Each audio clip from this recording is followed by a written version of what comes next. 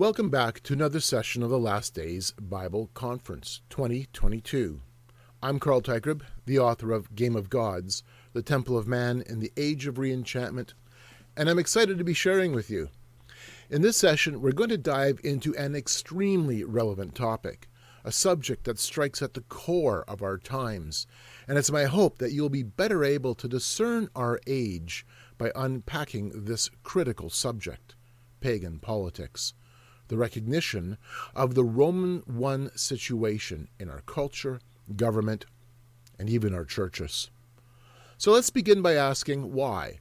Why engage in this kind of a study? Well, so that you're not uninformed as to the direction of our society, that you can see past the hype, past the misinformation, cut through all that white noise and the sensationalism that surrounds it, and get to the heart of what is taking place. So that you can recognize when you're being preached to by the culture, spotting the worldview that's embedded within the message. So that we can be warned that we don't become gullible participants ourselves. So that our churches don't succumb. And when our churches do adopt the world's point of view, that we may have some context to better understand this shift. Maybe a reference point to begin formulating a biblical response. Also, so that we have some context, so that we can see that indeed there is a theme, a scriptural theme that runs through history and that shows up even today. In the last session, I talked a little bit about this question of ultimate reality, and I need to go back to it just briefly because it's important. In fact, it is essential to this conversation. Is reality one, or is reality comprised of two? In the biblical position, it's two, and my friend Dr. Peter Jones makes this very clear in his argument, oneism and twoism. The biblical position of two is that God is separate, distinct, and unique from creation. He is distinct, exalted. So it is God, and then all else. The dominant position of the world, however, is the opposite. It says that everything ultimately is one, that there is no difference between man, nature, and the divine. Indeed, the entire universe can be sacred. It's all one. At its core, it all shares the same essence. How you answer this question of ultimate reality will determine so much: your values, ethics, your consideration of big picture issues like law and even politics and economics. It's an important question. When we consider the world of politics, we need to understand the importance of religion. You see, religion and a religious spiritual worldview informs philosophy. Philosophy informs art and culture. And culture informs the realm of politics. And when politics is devoid of a solid foundation in what is true, it ends up becoming a faith in itself. And this fits with what is taking place in our Romans 1 situation. In Romans 1, we see nature declaring the knowledge of who God is. And in Romans 1, we also see that there's this problem that we choose instead to worship and serve the creation rather than the Creator. And so with that comes consequences, including a social, sexual revolution, as we'll see as we go through Romans 1 in this passage. For the wrath of God is revealed from heaven against all ungodliness and unrighteousness of men, who suppress the truth in unrighteousness, because what may be known of God is manifest in them, for God has shown it to them.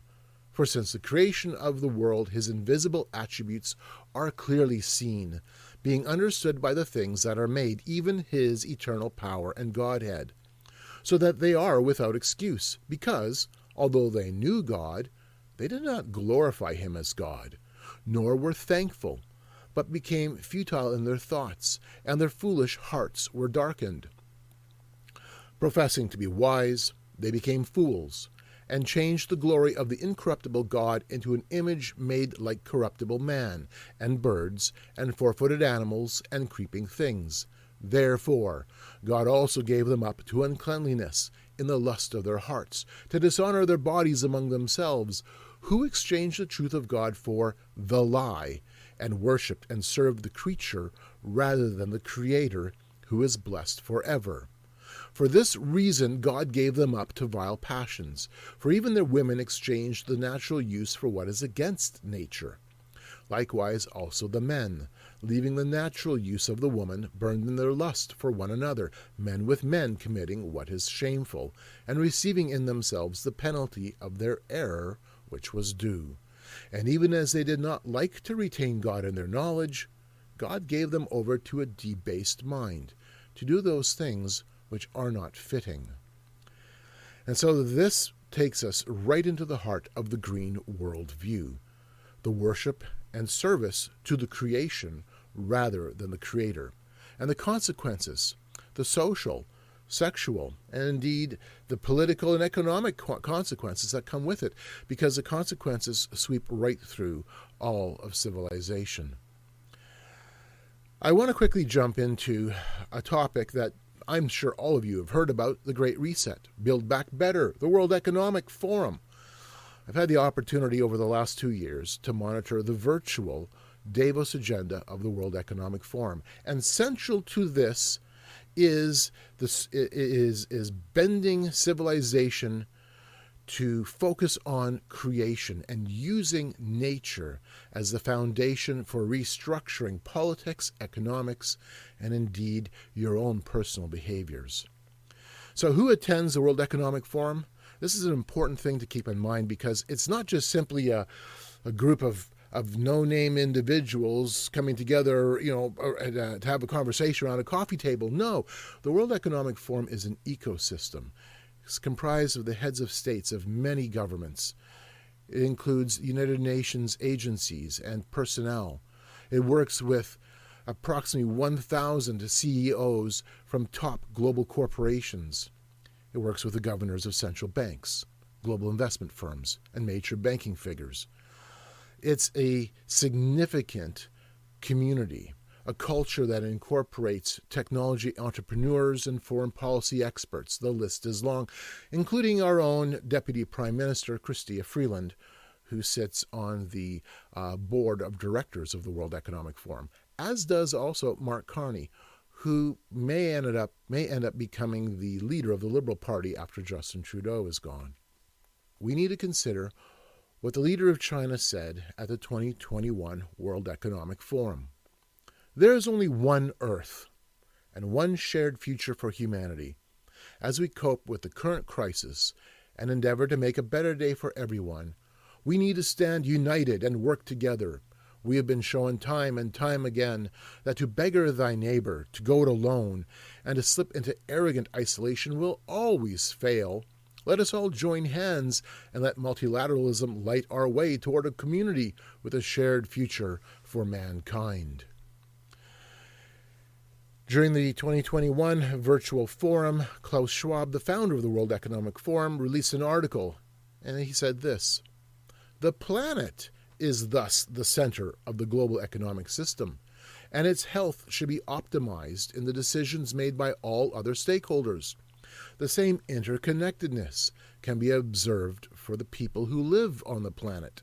It is incumbent on all of us as global citizens to optimize the well-being of all." So during both the 2021 and this year's virtual World Economic Forum, the push was, we need to work for carbon neutrality. We need to work for net zero by 2050 at the latest.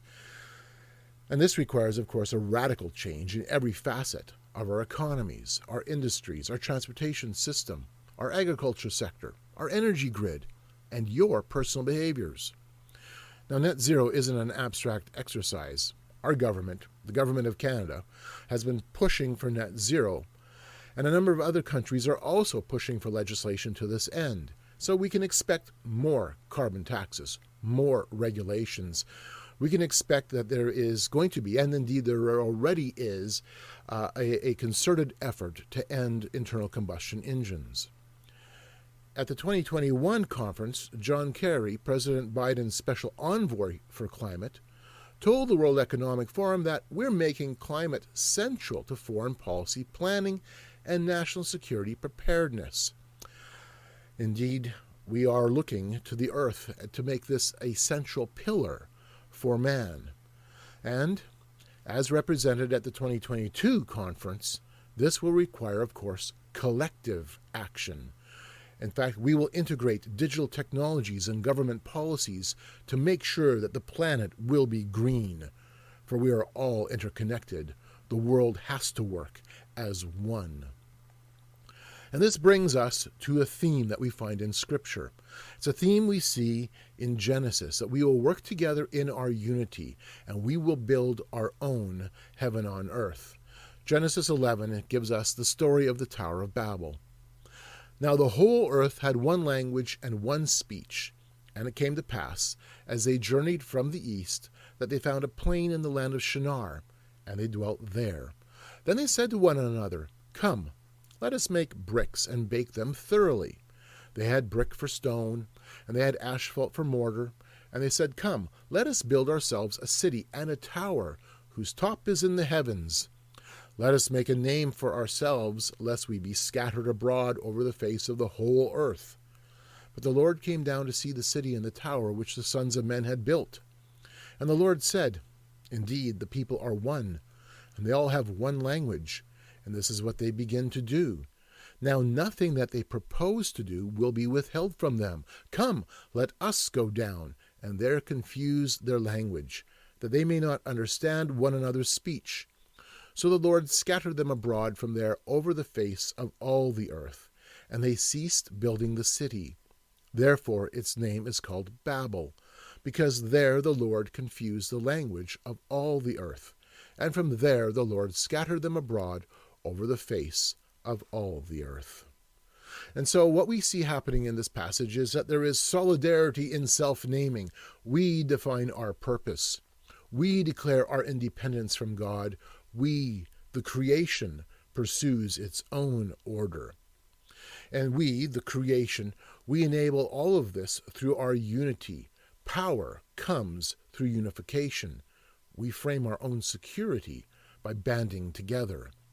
It is a faith in our works, a faith in ourselves, that collectively we are our own saviors. Collectively, creation saves itself.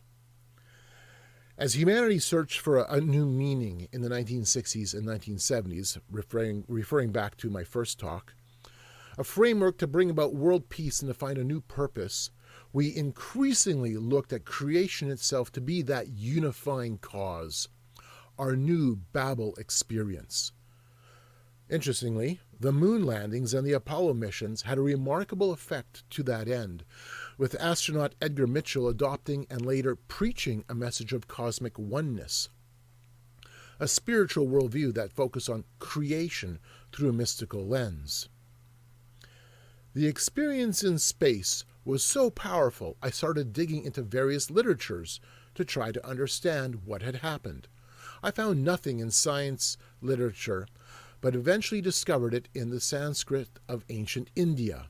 The descriptions of samadhi were exactly what I felt. It is described as seeing things in their separateness, but experiencing them viscerally as a unity, as oneness, accompanied by ecstasy.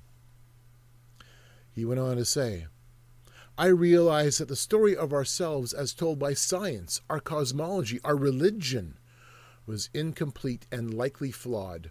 I recognize that the Newtonian idea of separate, independent, discrete things in the universe wasn't a fully accurate description. What was needed was a new story of who we are and what we are capable of becoming. But it wasn't just about what we were becoming, but where we posited our attention. What would be the object of our self-discovery? Astronaut Dick Gordon offered a clue and asked what was discovered when they went to the moon. He responded by saying, "We discovered the Earth." And this corresponded to a change in thinking that was already taking shape in the public mind, that our cosmic focus, our purpose and meaning, would be centered on what is created. This would require nothing short of a total social, religious, and indeed a political transformation, a radical remake, one that essentially would jettison the Christian worldview with its focus on the Creator in favor of a spiritual reawakening and a devotion to nature. A number of publications came out in the 1960s, late 1960s and early 1970s that described this change. One was The Population Bomb by Paul Ulrich, written in 1968. Too many people on the planet. Another one came out a few years later from the Club of Rome, The Limits to Growth. But one text especially bears attention, and that is the Environmental Handbook. This was published for the very first Earth Day, which was an environmental teach-in that happened on April the 22nd, 1970. It targeted youth as agents of social change.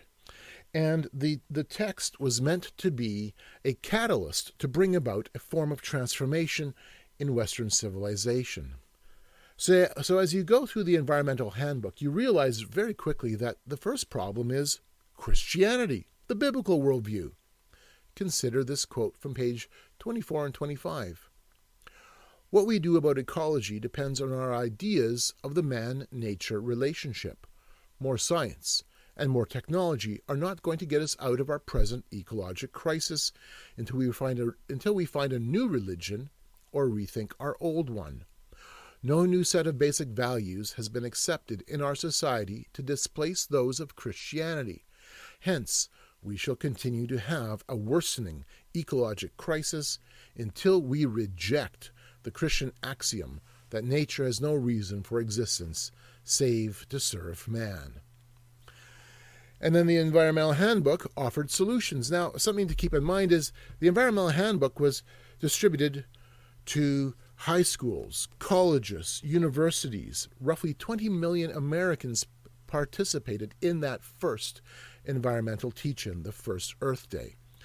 So on page 331, solutions to this religious problem were being offered, including Gnosticism, Marxism, Taoism, witchcraft, Tibetan Buddhism, all primitive cultures, all communal and ashram movements.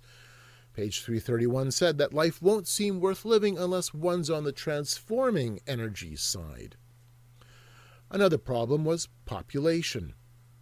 Freedom to breed is intolerable. No technical solution can rescue us from the misery of overpopulation. Freedom to breed will bring ruin to all. And on page 139, it is sinful for anybody to have more than 2 children.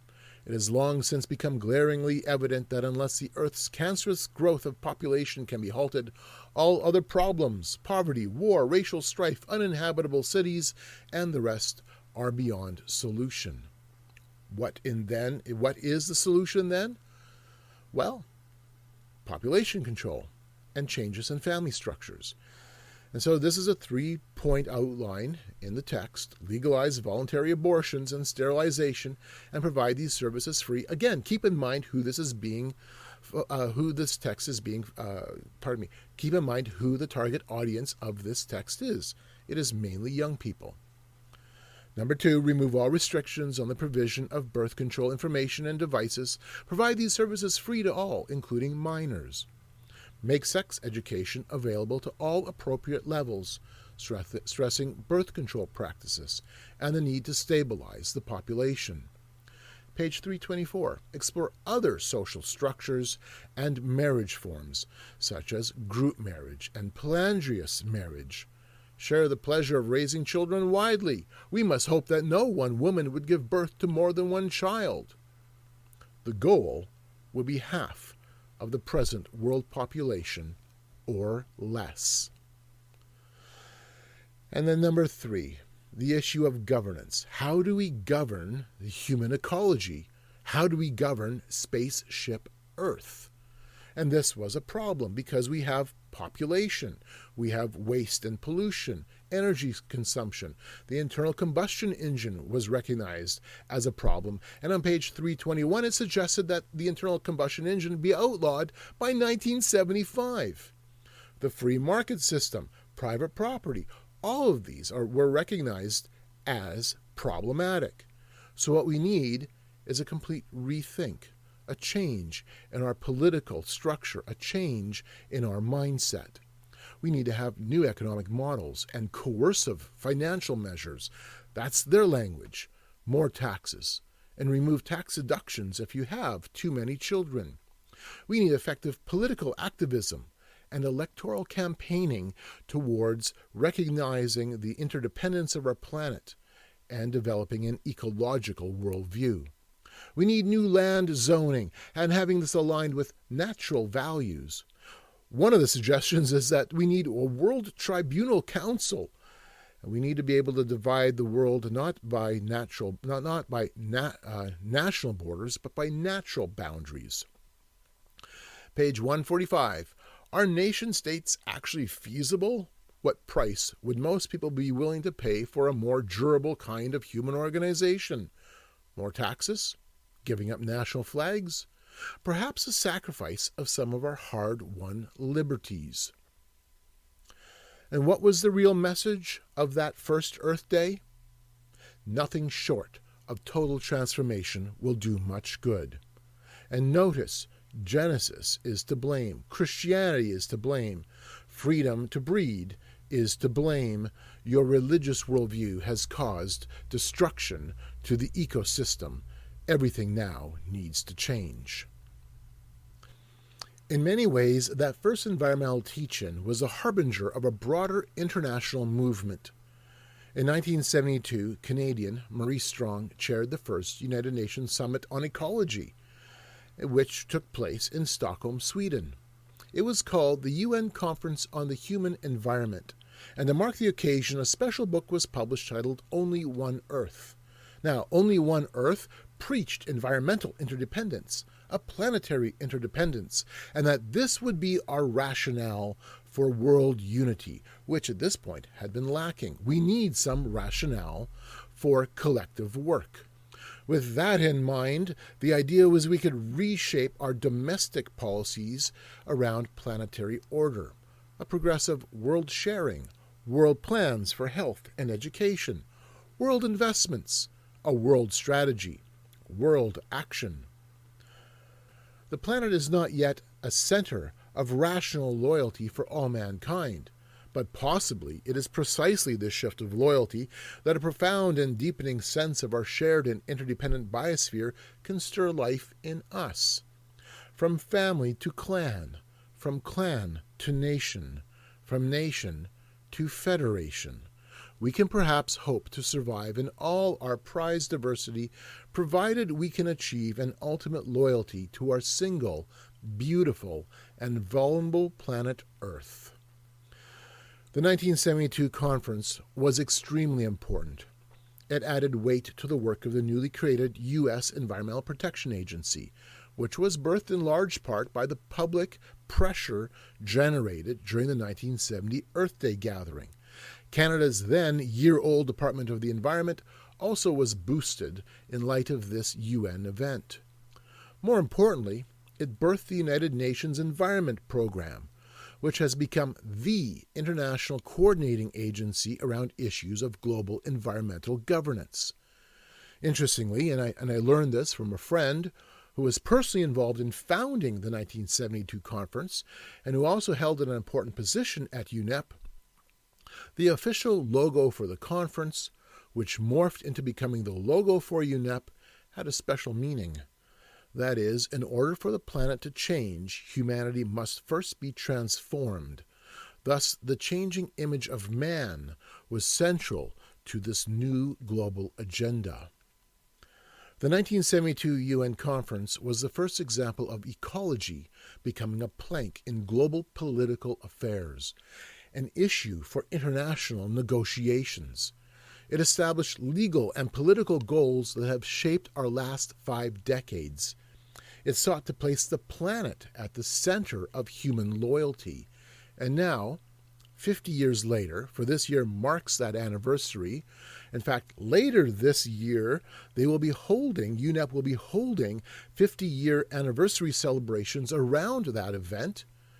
We can see how well it has succeeded to that end of creating a sense of loyalty for humanity. moving forward, this notion of finding our grounding in the earth, our loyalty to creation, giving us, therefore, a new purpose, a new sense of unity, really started coming to the forefront in the 1990s. One example was the Earth Sabbath, which took place on June the 5th, 1990.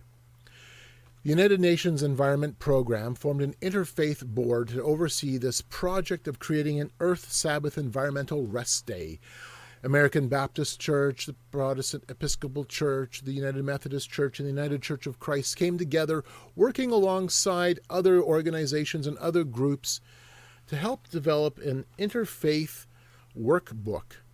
And this was sent, this Sabbath, Environmental Sabbath Rest Kit was sent to 25,000 churches and faith groups across the United States and around the world. And it has a number of different suggestions for what needs to be done in terms of securing and saving our environment and how we need to rethink the environment. Then Director of UNEP, Noel Brown, said it this way: we need to create an ecumenical movement.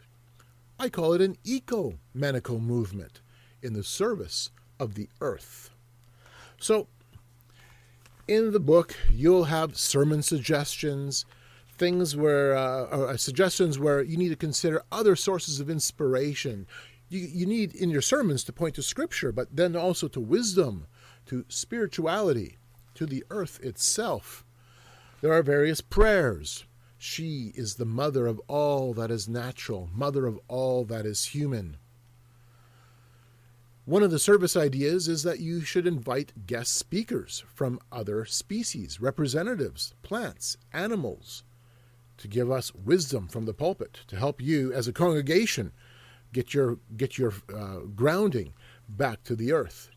And it includes various earth activities like organizing interfaith clubs and interfaith ceremonies and start interfaith and environmental study groups. The big event, however, the one that changed everything and still impacts us now, was the 1992 UN Earth Summit held in Rio. The 1992 Earth Summit was coordinated by Maurice Strong and his wife Hannah Strong, and was comprised of two events, two parallel gatherings. The first was the governmental side, hosted and directed by Mr. Strong, and the other was the NGO, the non-governmental side, special interest groups, called a Global Forum, hosted by Hannah Strong.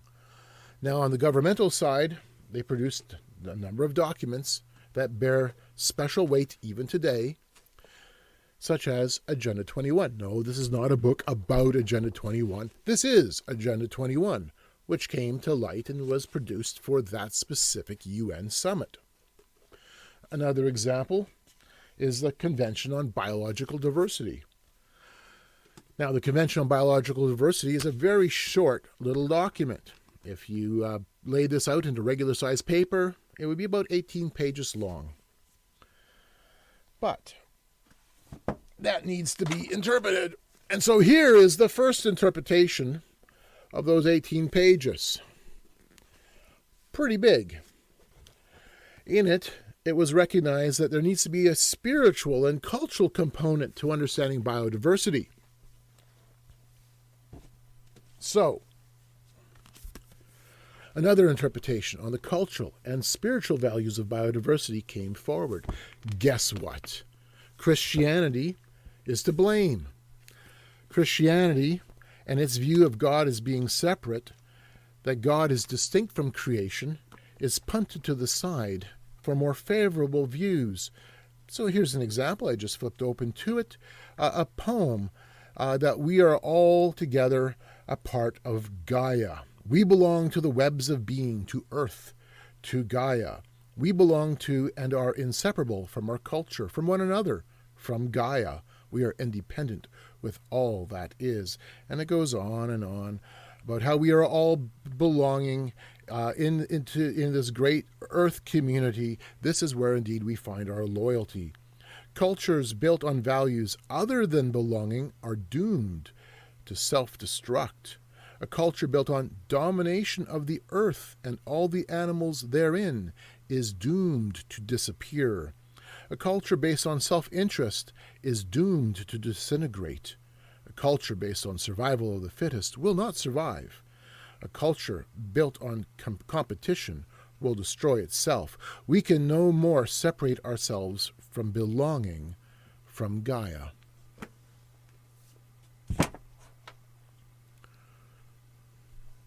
And of course, the other treaty that was very important, and one that we are still living under today, the Convention on Climate Change, which has given us our current climate modeling and current climate politics. This is a statement made from the non-governmental side. The crisis is global. We must therefore transform our attitudes and values and adopt a renewed respect for the superior law of divine nature. Individuals and governments need to evolve earth ethics with a deeply spiritual orientation, or the earth will be cleansed. We believe that the universe is sacred because all is one. Boutros Ghali, the United Nations Secretary General, during those years, closed the UN Summit, the UN Earth Summit, with these words. I should like to conclude by saying that the spirit of Rio must create a new form of good citizenship. We must now conclude an ethical and political contract with nature, with this earth to which we owe our very existence. To the ancients, the Nile was a god to be venerated, as was the Rhine, an infinite source of European myths, or the Amazonia forest, the mother of forests. Throughout the world, nature was the abode of the divinities that gave the forest, the desert, or the mountains a personality which commanded worship and respect. The earth had a soul. To find that soul again, to give it new life, that is the essence of Rio. After the UN Earth Summit concluded, there was a concerted effort around the world to create an Earth Charter. And so after months and months of negotiations, and in fact it was a multi-year process, a declaration came out. And the Earth Charter was exactly that, a declaration on the primacy of the Earth. That this would become a blueprint indeed for proper values, for a new way of spiritually living in a global community. Mikhail Gorbachev, one of the architects of the Earth Charter, likened it to a new set of 10 Commandments, and that the Earth Charter would shift the moral, spiritual, and personal behaviors of individual people. And so, in September of 2001, during the week when 9/11 took place, there was a special ceremony acknowledging the Earth Charter. And the Earth Charter was placed in an ark called the Ark of Hope. And then, as the Twin Towers were in ashes, the Ark of Hope was carried on the shoulders of participants as they moved it from a farm in Vermont where the ceremony had taken place to the Interfaith Center in New York City. You can't get too much more religious than this. So when we consider what has transpired in the last 50 years, we have to acknowledge that ideas have consequences.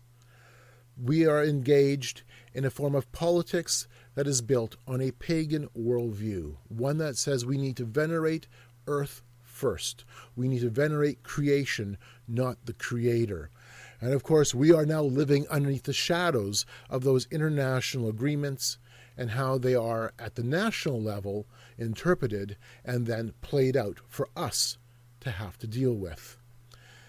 And this brings us a little more forward to where we're at today. Consider the United Nations Climate Change Conference that happened last fall in Glasgow, Scotland. What's interesting is the language that you saw being used by the international press as they considered the negotiations that were to take place at the United Nations Climate Change Conference. The language is telling because it basically puts the onus on us to become the redeemers of the earth. We are the ones who are to be the saviors of our planet. So here's just a few examples of different headlines from those weeks. Children across Britain call on world leaders to save planet ahead of COP26.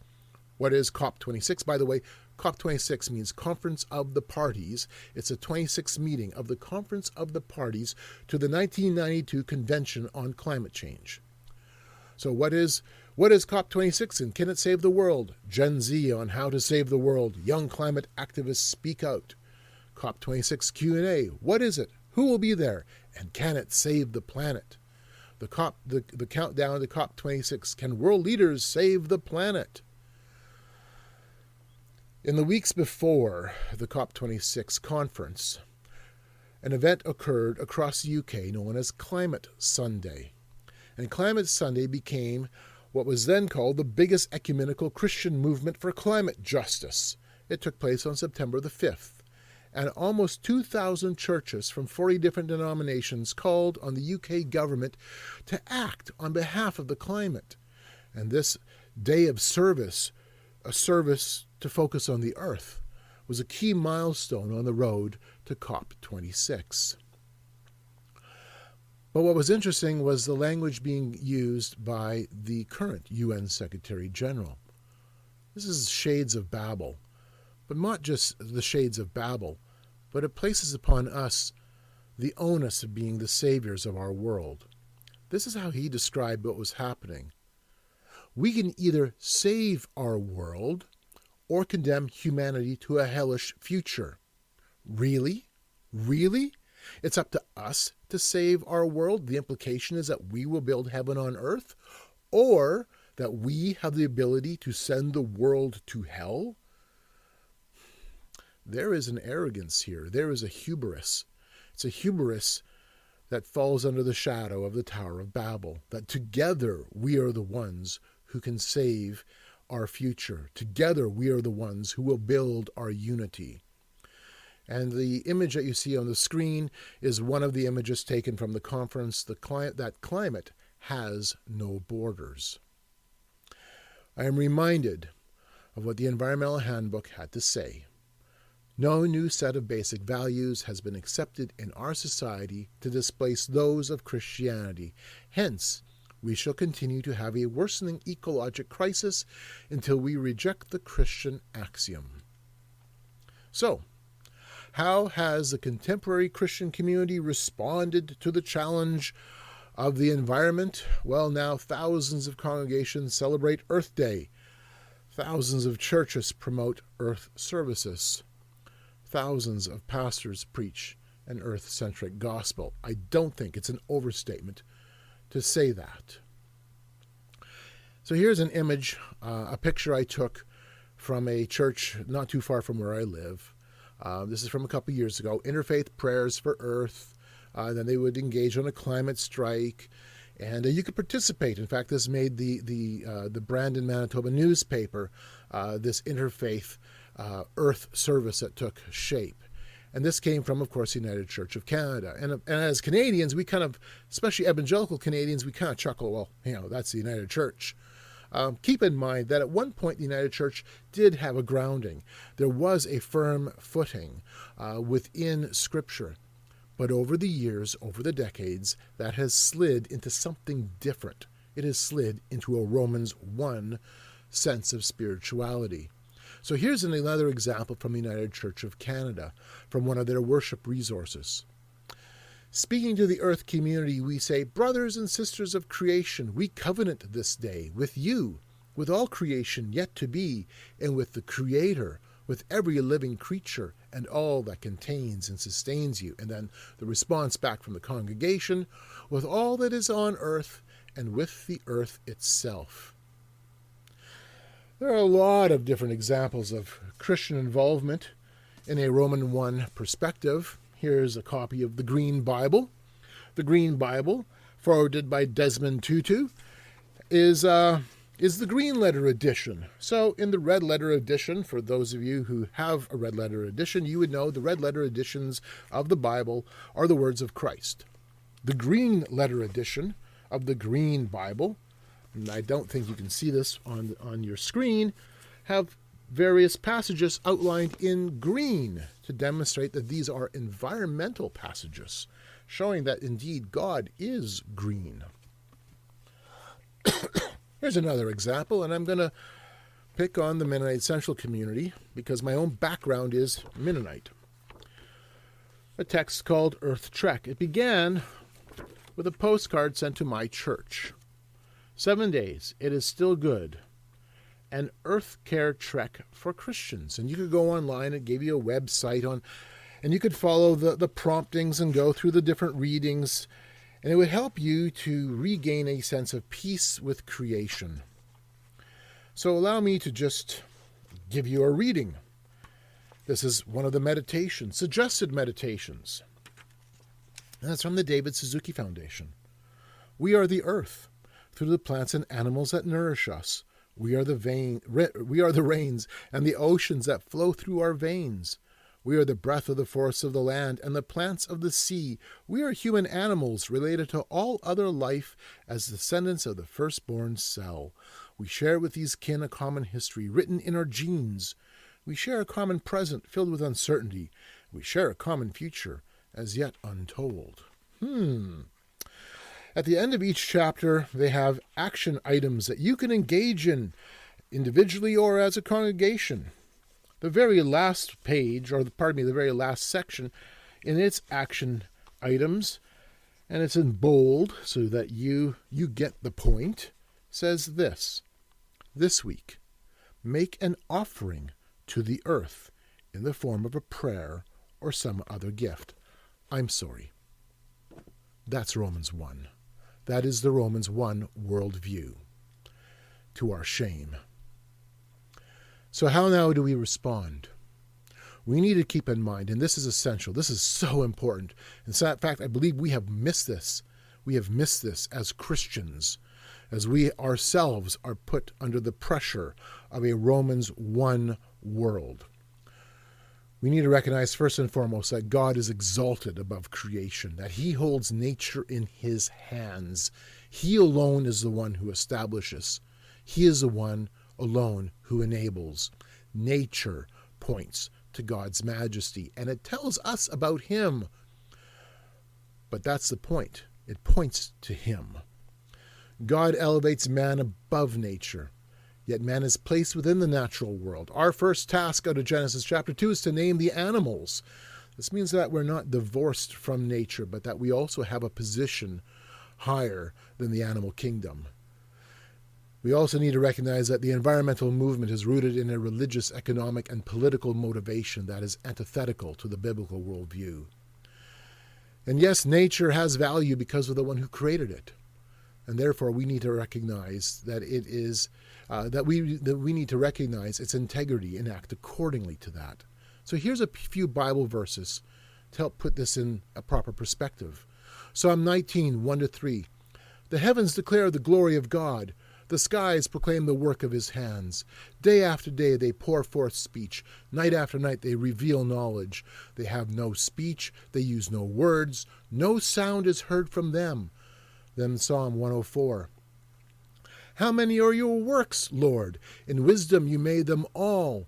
The earth is full of your creatures. There is the sea, vast and spacious, teeming with creatures beyond number, living things both large and small. Then Psalm 148, 7-13.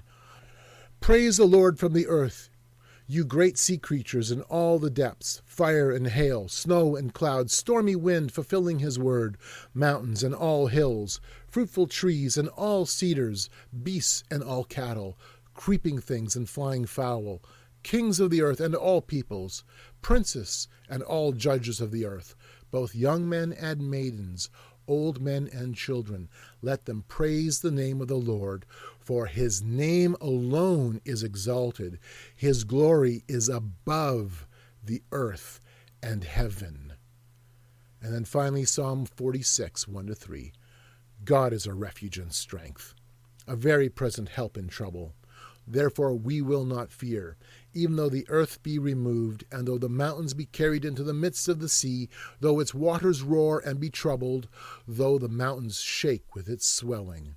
I'd like to close with the words of Francis Schaeffer.